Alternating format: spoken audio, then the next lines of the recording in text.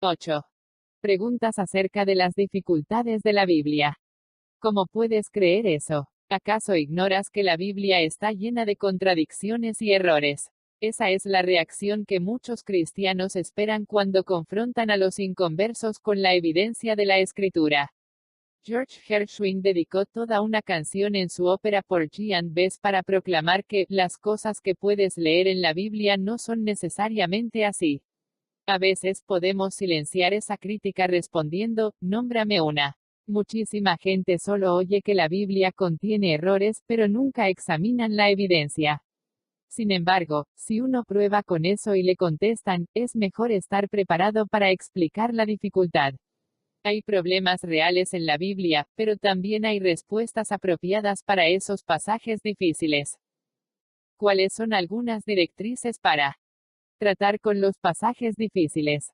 Antes de empezar a dar listas de reglas, comencemos hablando de la actitud. El peso de la prueba reside en los que critican. Tenemos muy buenas razones para creer que la Biblia dice la verdad, puesto que hay pruebas de que toda ella es inspirada por Dios. Capítulo 7. En tanto mostremos que hay una solución posible, que la objeción que plantean no es necesariamente así, resolveremos el conflicto. Así como se acostumbra en la mayor parte del mundo civilizado, consideremos inocente a la Biblia hasta que nos demuestren su culpabilidad, pues debemos darle el beneficio de la duda igual que si fuera un amigo confiable. Cuando el científico se ve enfrentado a una anomalía inesperada e inexplicable, siempre supone que hay una explicación. De la misma manera, el estudioso de la Biblia supone que hay armonía en ella, a la luz de lo que parece ser contradictorio. La presencia de estos tipos de problemas motivan al estudiante a profundizar su examen y encontrar información que, de otra manera, nunca hubiera hallado. Cerciorarse de lo que afirma el texto bíblico. Suele ocurrir que un versículo mal citado desoriente y confunda a alguien, pero más a menudo sucede que un problema textual yace disfrazado en la traducción al idioma del lector.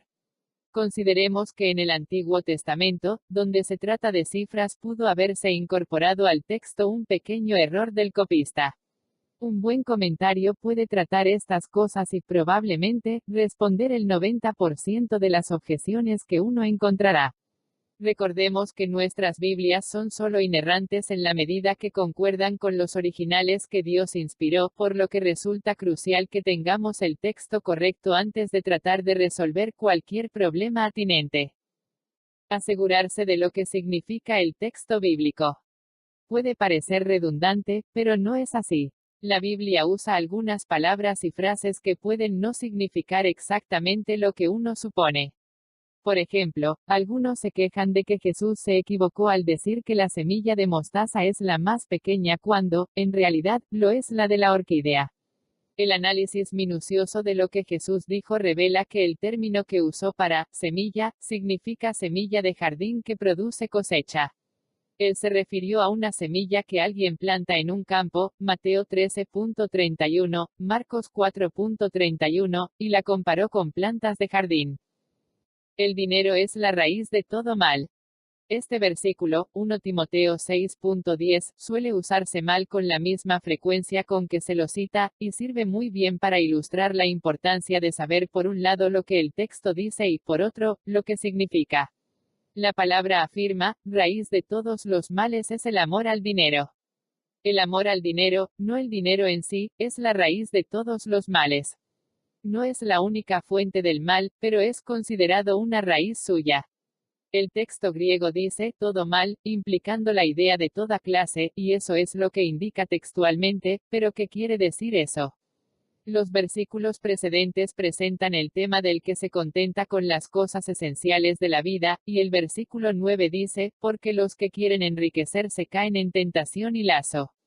El versículo 10 explica esto, destacando el hecho de que hay una raíz de la cual inevitablemente crece el mal, y que cuesta mucho desarraigarla. Esa raíz es el amor al dinero. La frase todos los males es probablemente una exageración en pro del énfasis, hipérbole. El texto quiere destacar que uno debe asegurarse de que esta raíz no crezca en su vida. Además, recordemos que algunas palabras cambian de significado en diferentes contextos. Un tronco puede pertenecer a un elefante, un árbol, una mujer, un hombre, su significado depende del contexto en que se use. La palabra que habitualmente se empleaba para iglesia o congregación en el idioma griego de la época del Nuevo Testamento se usa en Hechos 19.32 para designar a una muchedumbre que está en el foro de la urbe. Examinemos de cerca el contexto y el significado de las palabras para asegurarnos de que realmente entendemos lo dicho. La Biblia es, en este sentido, la mejor intérprete de sí misma. Los pasajes claros suelen ayudar a entender los difíciles, y las frases que se usan a menudo en otros contextos ayudan a aclarar su significado. No hay sustituto para comparar escritura con escritura. No confundir error con imprecisión. La precisión es crucial para el ingeniero que construye aviones, pero eso no se requiere en otras áreas.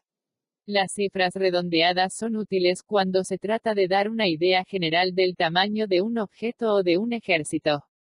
De igual manera, las citas no tienen que ser reproducidas palabra por palabra respecto de su fuente. Nadie va a calificar a los autores de la Biblia como si hubieran escrito trabajos de investigación. En la medida en que pueda demostrarse que sus citas son fieles al significado del texto referido, podemos tolerar la imprecisión. Es la misma regla aceptada por los medios de comunicación actuales. Uno puede ser fiel a la idea sin usar exactamente las mismas palabras. Medidas del mar. El mar, una enorme pila para lavar que estaba en el templo de Salomón, medía 10 codos de diámetro con circunferencia de 30 codos. Cualquier niño que estudie geometría sabe que un círculo cuyo diámetro es de 10 codos, tiene una circunferencia de 31.4159 codos. La circunferencia es el resultado de multiplicar el diámetro por la constante pi. De modo que algunos críticos mencionan esto como un problema, pero redondear cifras no es lo mismo que cometer un error. El valor de 3.1416 suele redondearse muy bien a 3, lo cual da una respuesta de 30 codos. N.dele. Considerando los métodos empíricos de medición que se usaban en aquel entonces, recordemos que no vemos cifras con decimales en la Biblia. Más que detenernos en la imprecisión de este cálculo geométrico, deberíamos verlo como una confirmación, puesto que la relación global científica se mantiene constante, 3:1. No confundir falsedad con PRSPSTIVA. El que un testigo solo vea parte de un accidente o que lo vea desde un ángulo específico, no quiere decir que tal testimonio sea falso. Así también, aunque un escritor bíblico registre parte de un suceso que vio y no mencione otro aspecto visto por otra persona, su registro sigue siendo veraz. Estas diferencias entre los relatos nos aseguran que los autores no se pusieron de acuerdo para que su historia les saliera coherente. El lenguaje respecto al mundo es el cotidiano. El lenguaje que la Biblia usa en cuanto al mundo suele expresarse desde la perspectiva humana. Si un arqueólogo encuentra, de aquí a 2000 años, una copia del libro El Sol también sale, pensará por eso que nuestra cultura no tuvo noción de que la Tierra gira alrededor del Sol. No, solemos hablar de las cosas como nos parecen más que como las conocemos. Lo mismo vale para los autores bíblicos, que hablaron del sol detenido, Josué 10.12, y del cielo como una cortina sobre la tierra, Isaías 40.22. No hay razón para suponer que la Biblia avale alguna teoría geocéntrica, esa es la manera normal de expresar estas ideas. Recordar que la Biblia registra cosas que no aprueba. La Biblia es un libro de historia en gran medida, y como tal, a veces, registra cosas sin aprobarlas. Por ejemplo, los pecados de David, 2 Samuel 11, y la poligamia de Salomón, 1 Reyes 11, 1, 8, fueron registrados sin sermones condenatorios. También registra la mentira de Satanás sin aprobarla, Génesis 3.4, 5. Los sermones no son necesarios porque la condenación está claramente estipulada en otra parte de las Escrituras. ¿Cómo podemos resolver algunas de estas dificultades? Una vez sentadas las pautas, veamos unos cuantos problemas percibidos por los críticos y apliquemos nuestros principios a situaciones reales. Sería imposible responder todas las preguntas en este solo libro, pero hay otros, muy pocos, aunque muy buenos, que contestan muchas de ellas. Son problemas típicos y frecuentemente planteados.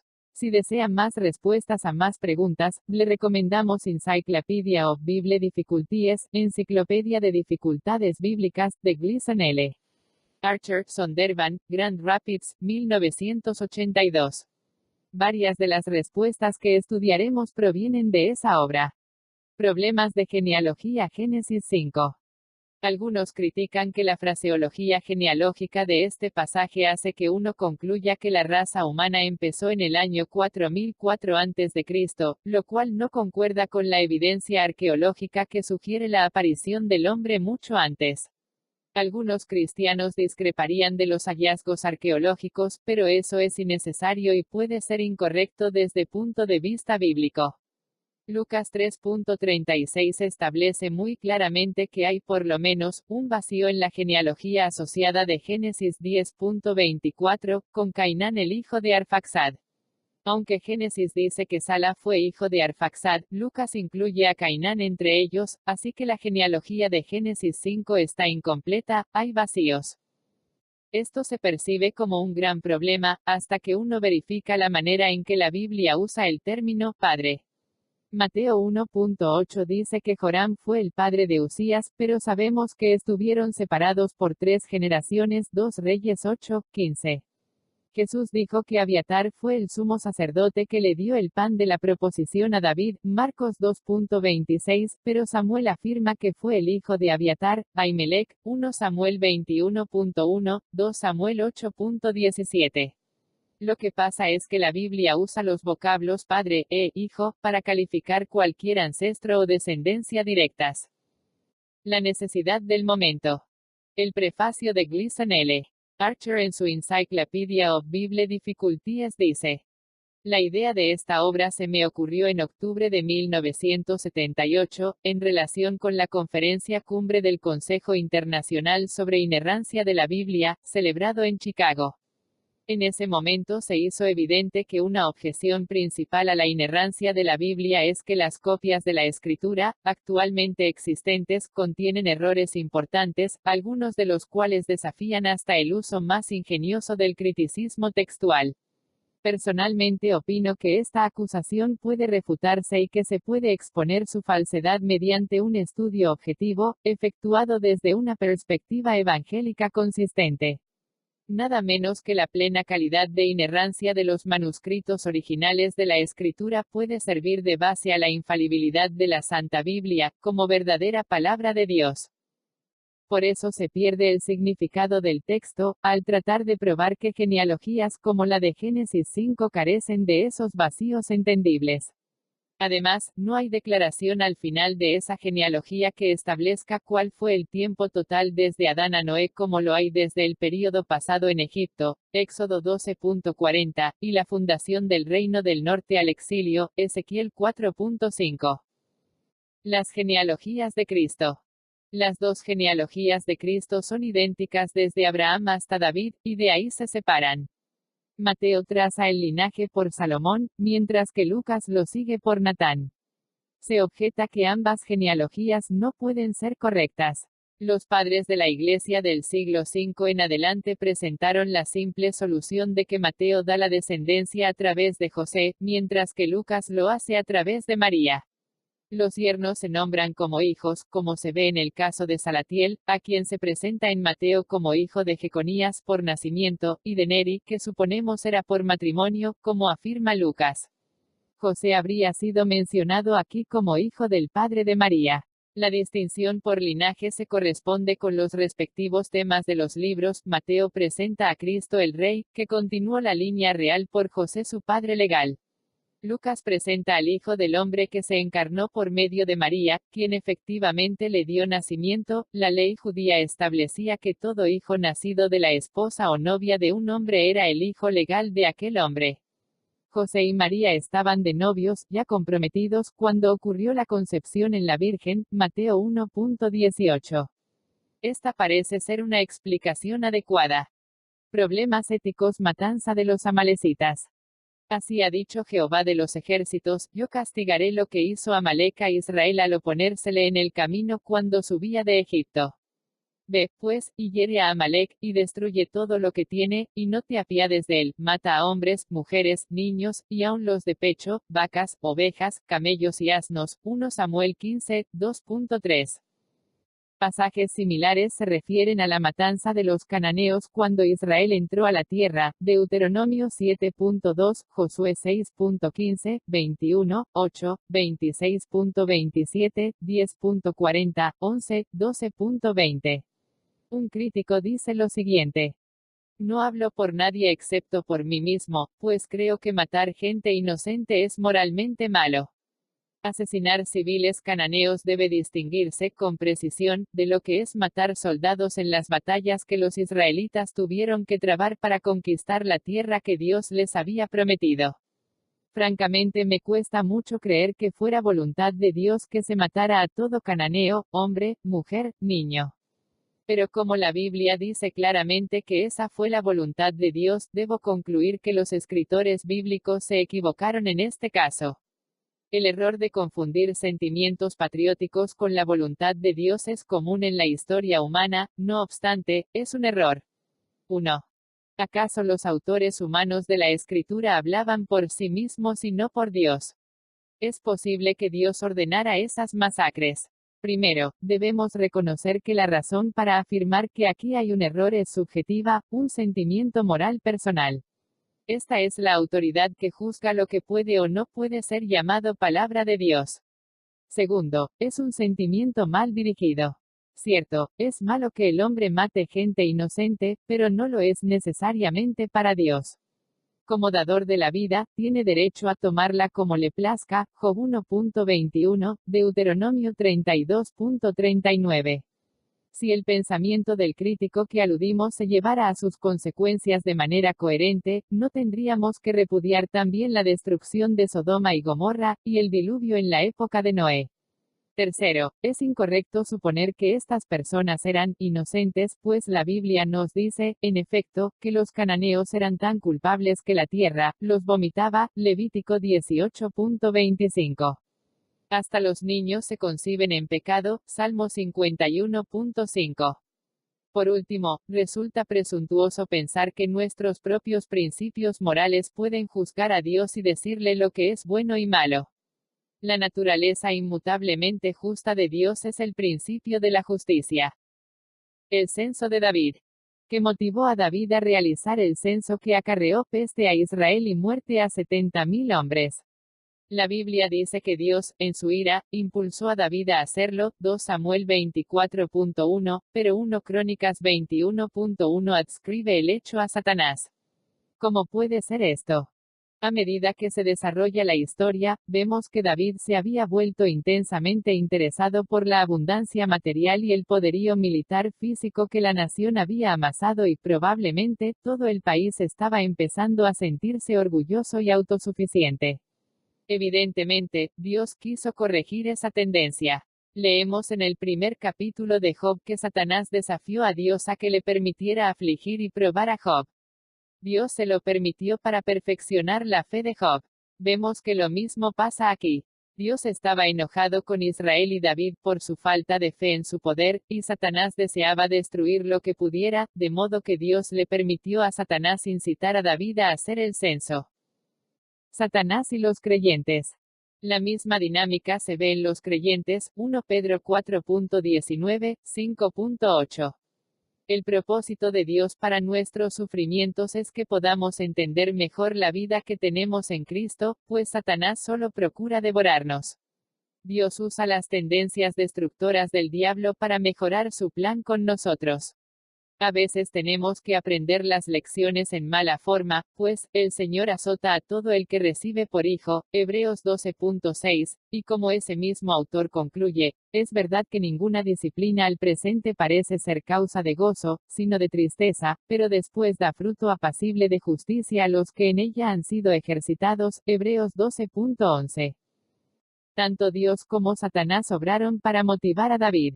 El diablo lo hizo activamente, y Dios en forma permisiva de acuerdo con su plan. El resultado final de este acontecimiento fue que David adquirió el sitio donde iba a construirse el templo. Problemas históricos. Fecha del Éxodo. Muchos arqueólogos y eruditos datan el éxodo de Israel desde Egipto alrededor de 1290 a.C., basados primordialmente en la referencia de Éxodo 1.11 en cuanto a la ciudad de Ramsés como el sitio donde trabajaban los esclavos israelitas. Se supone que si la ciudad fue nombrada para honrar a Ramsés el Grande, entonces el éxodo debió ocurrir después de 1300.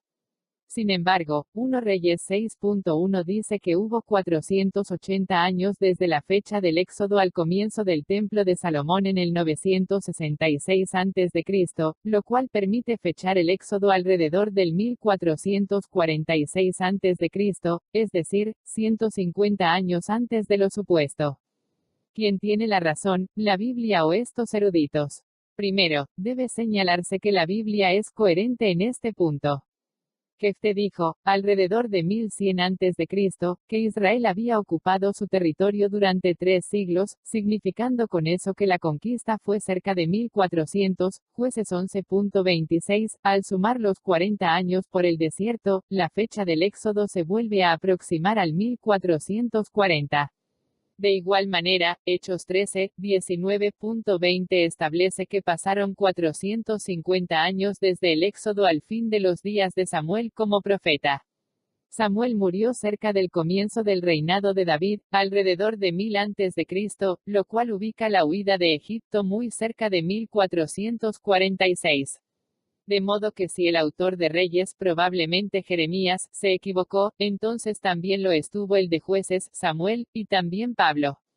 De modo que dudar de la primera datación del Éxodo, aproximadamente el 1400 a.C., es poner en tela de juicio la confiabilidad de partes importantes de ambos testamentos, Jueces, 1 y 2 Samuel, 1 y 2 Reyes, Jeremías, Lamentaciones, Hechos y 13 cartas de Pablo.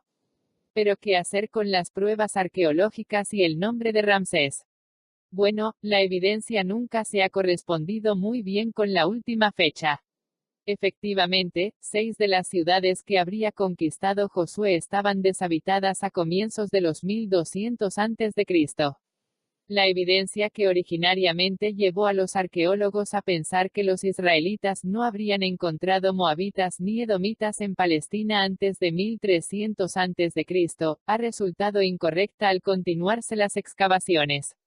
Además, se ha encontrado que hubo considerable edificación en la región donde Ramsés el Grande construyó su ciudad, tanto cuando los israelitas se volvieron esclavos por primera vez como en los 1400 a.C. La referencia de Éxodo podría corresponder a cualquiera de esos períodos. El único al cual no puede referirse es al de 1290 a.C., pues los esclavos trabajaban en él antes que naciera Moisés, que tenía 80 años cuando le dijo a Faraón que dejara ir a su pueblo, de modo que eso significaría que se empezó a trabajar en la ciudad de Ramsés mucho antes de que éste naciera. Por otro lado, hubo un noble, de nombre Ramosés, que vivió en el reino de Tutmosis III, 1482-1447 a.C., y la evidencia data el nombre mucho antes de la época en que nació Moisés. Después de todo, Ramsés el Grande fue Ramsés II, el Ramsés I vivió varios siglos antes. Se ha propuesto una nueva teoría para volver a fechar algo de la evidencia arqueológica y reconstruir la historia del período que nos ocupa. Ese planteamiento produciría una notable correlación entre la tradición bíblica y la evidencia arqueológica. 2. Otra teoría muestra que hay una duplicación en el registro de los reyes egipcios, lo que ha alterado la armonización de la historia egipcia e israelita. Según esta teoría, Ramsés I habría terminado la construcción de esas ciudades, pero la cuestión radica, no obstante, en que no hay razón para suponer que el éxodo acaeció después de 1300 a.C. Buena parte de la evidencia apoya la fecha dada por los autores bíblicos y no hay suficiente prueba que la contradiga. Véase capítulo 9 para más detalles. Discrepancias numéricas. Hay desacuerdos ocasionales en los libros históricos del Antiguo Testamento en cuanto a las cifras suministradas en Samuel y Reyes, y las que enumera Crónicas, escrito después de la deportación a Babilonia. Uno de tales casos es el de 2 Samuel 10.18, que registra la muerte de la gente de 700 carros a manos de David, mientras que 1 Crónicas 19.18 dice que fueron 7.000 los hombres que fueron muertos en esa refriega. Esas cantidades son las usadas en el texto hebreo aceptado, sin que haya nada que pruebe que existió discrepancia en el manuscrito original, y la calidad de inerrante se refiere solo a ellos. El error es haber puesto un 0 más o menos en la copia. Debido al extremo cuidado empleado para uniformar las copias, una vez que un error como ese entraba en el texto, permanecería allí y sería fielmente reproducido. Lo mismo ocurre en 2 Crónicas 36.9, donde se dice que Joaquín tenía 8 años cuando comenzó a reinar, y 2 Reyes 24.8 que le atribuye 18. También al ver los manuscritos originales, observamos en 1 Reyes 4.26 que el número de las caballerizas de Salomón se multiplica por 10 40.000 en lugar de 4.000 como aparece en 2 Crónicas 9.25. Es interesante notar que en nuestra Biblia en castellano, esta discrepancia no se observa claramente porque en 1 Reyes 4.26 se refiere a 40.000 caballos y en 2 Crónicas 9.25 a 4.000 caballerizas. Algunos acusan a Esdras de que infló sus cifras cuando escribió Crónicas para realzar la gloria de Israel, sin embargo, Crónicas tiene solo 7 veces la cantidad mayor entre las 18 discrepancias existentes entre los libros históricos. Debemos referir al lector a otro aspecto para tratar otros problemas. Baste decir que los errores de transmisión parecen ser la causa de estos problemas. Relatos paralelos de los evangelios. Muchos críticos condenan a los evangelios debido a las variantes que hay en sus registros de los mismos hechos. Algunos hasta insisten en que es imposible armonizar todos los relatos coherentemente. La existencia de armonías tales como las encontradas por A. T. Robertson debiera bastar para silenciar esas quejas, pero algunas aún persisten. Una objeción común se encuentra en la negación de Pedro. Todos los relatos coinciden en que Cristo le dijo a Pedro que lo iba a negar 3 veces, pero pareciera que hay más de 3 negaciones registradas. También Marcos 14.30 dice que el gallo cantará 2 veces y procede a mencionar 2 cantos de gallo, VV 68, 72, pero los otros evangelios solo hablan de un canto de gallo. Sin embargo, hay soluciones posibles que responden por toda la evidencia, sin contradicción. Primero, en cuanto al número de cantos de gallo, no es problemático comprender que Marcos incluyó simplemente un detalle que los otros omitieron. Dado que el mismo Pedro fue quizás la fuente de información de Marcos, su parentesco está en 1 Pedro 5.13, no hay razón para dudar de su palabra.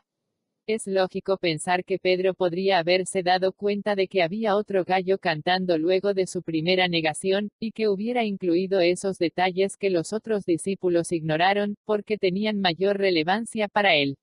El número de negaciones puede armonizarse como sigue. Segundo, es posible que haya un error del copista en Marcos 14, 69.72.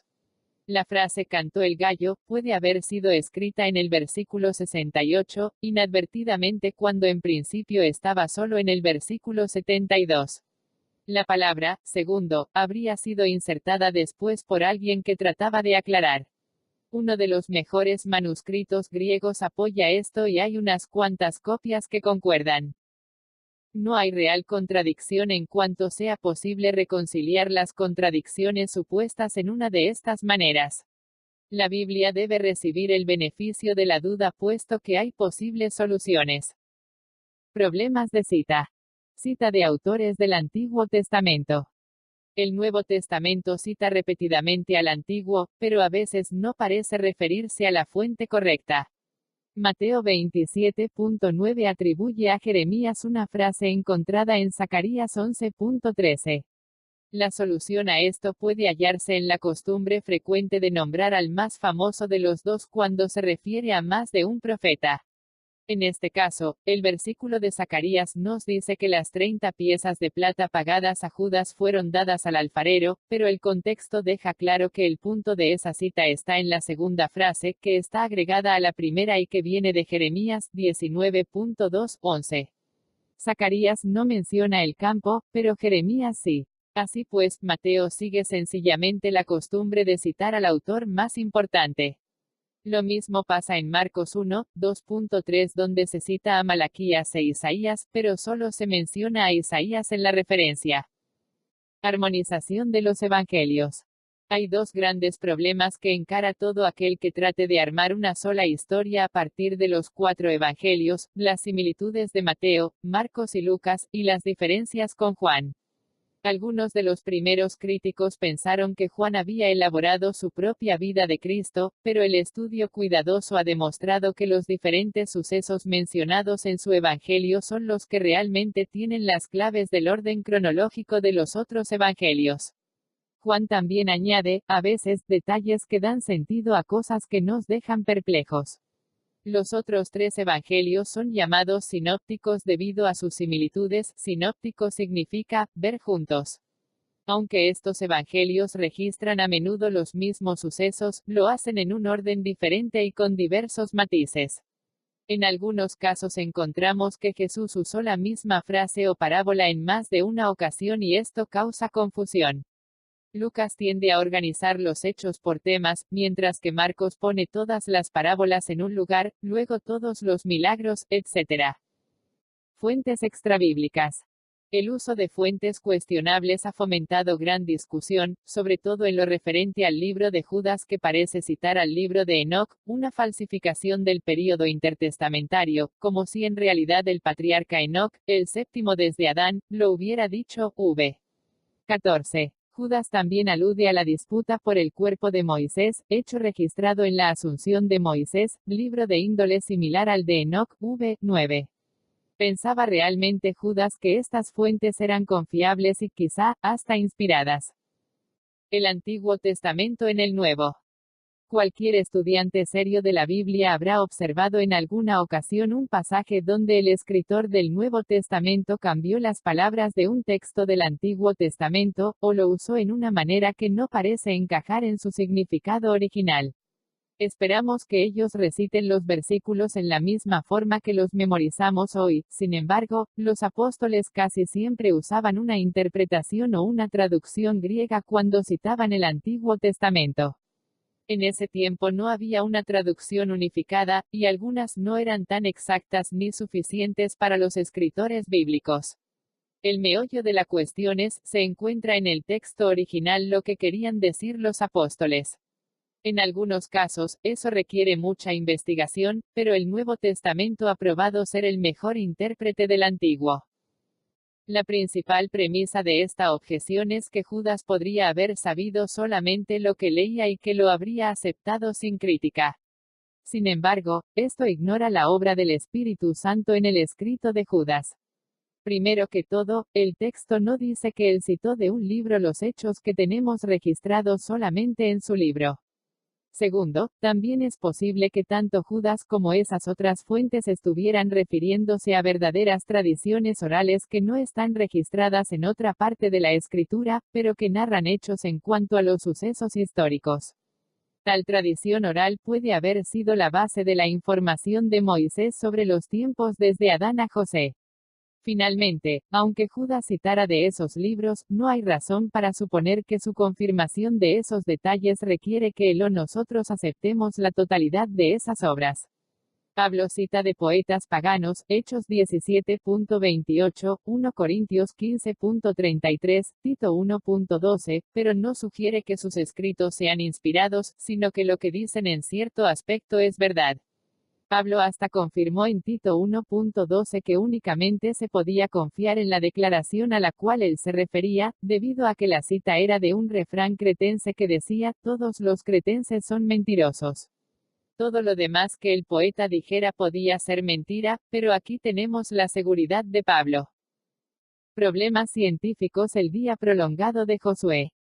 Puesto que el capítulo 10 trata los asuntos principales de la ciencia, esta sección solo menciona un problema científico que no se discute allí. Josué registra que Dios alargó el período de luz solar por un día, de modo que Israel pudiera derrotar a los de Gabaón, Josué 10.12-14.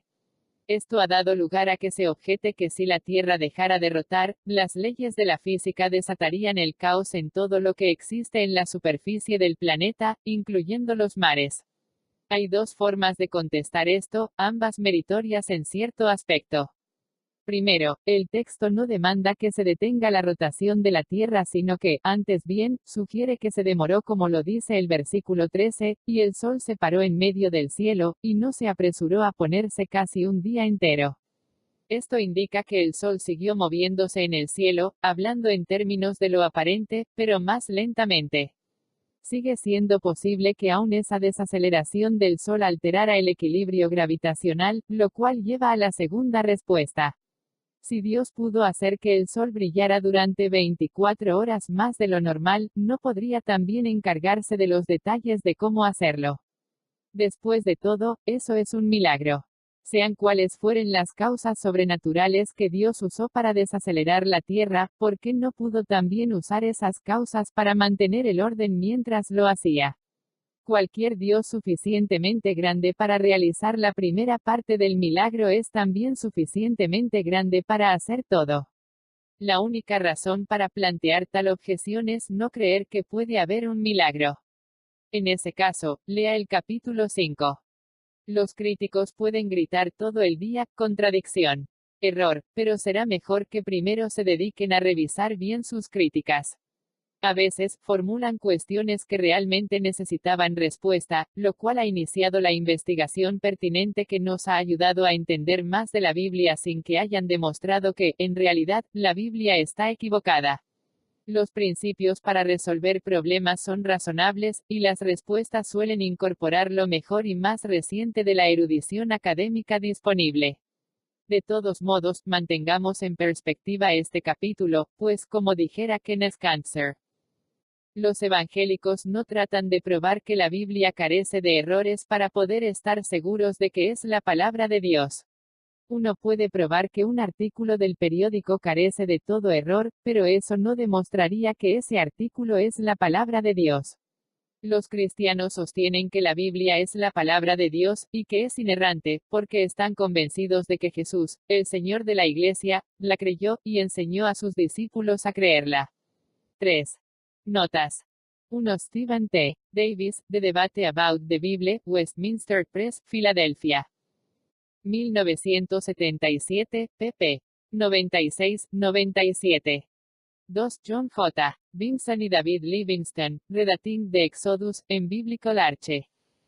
Ology Review, 8.5, septiembre-octubre, 1987, pp. 40, 53, 66, 68. 3. Kenneth Cancer, Forward to Gleason L. Archer, Encyclopedia of Bible Difficulties, Sonderban, Grand Rapids, 1982, p. 7.